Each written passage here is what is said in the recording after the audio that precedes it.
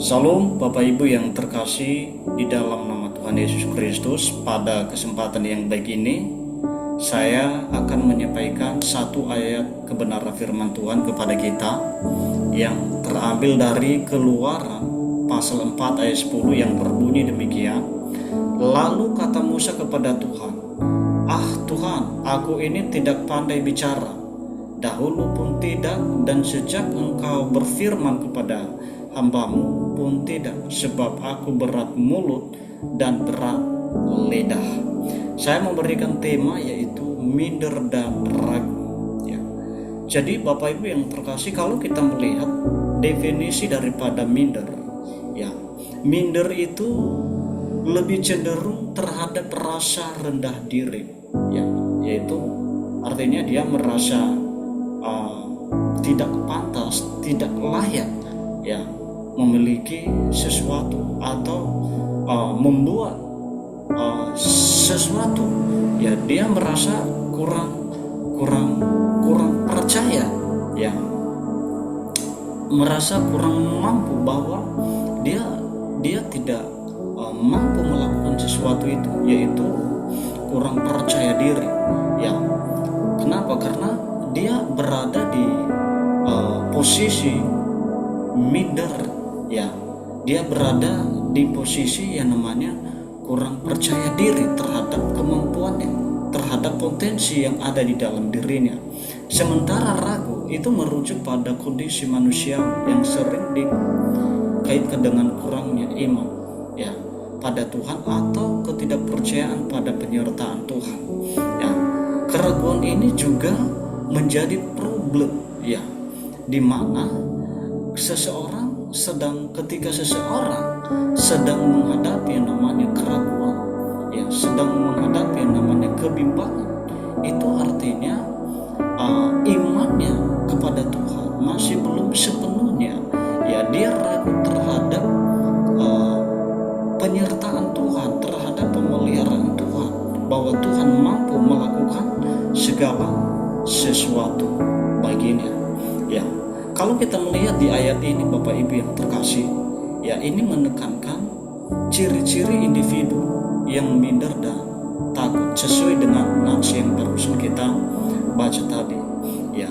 Ada beberapa ciri-ciri individu yang minder dan ragu di sini yang saya sampaikan kepada kita. Yang pertama, lebih memilih untuk dikendalikan oleh inferior atau keminderan diri dan keraguan hati daripada pede terhadap dirinya, ya.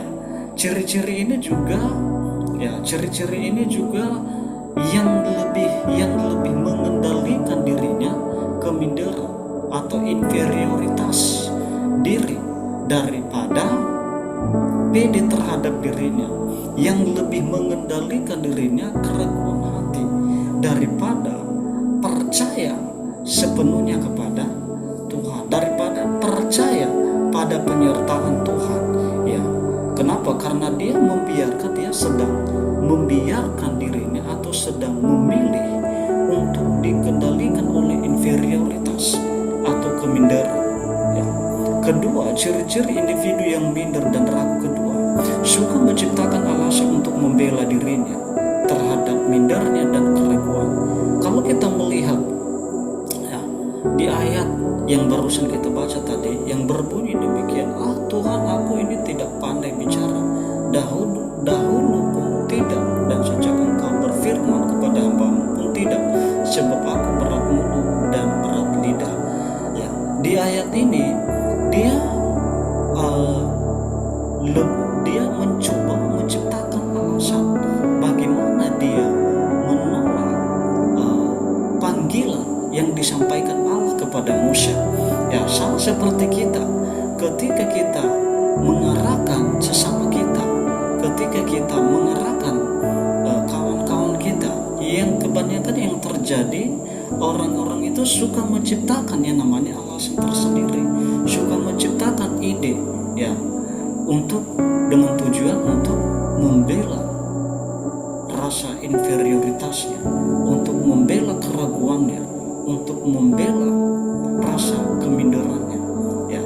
daripada percaya pada Tuhan, pada penyertaan Tuhan. Ya, sama seperti Musa. Ya, dia mengatakan sebab aku berat mulut dan berat lidah. Ya, dia memang betul dia menunjukkan, tetapi dia tidak percaya bahwa di balik itu Tuhan akan sanggup memulihkan, mengubah itu segala sesuatu. Ya. Dan ketiga, ya, ciri-ciri individu yang minder dan ragu, mudah berpikir pesimis dibanding optimis. Ya, banyak orang yang melakukan sesuatu, yang mencoba melakukan sesuatu, tetapi mereka lebih dikendalikan oleh pemikiran pesimis daripada optimis. Kenapa? Karena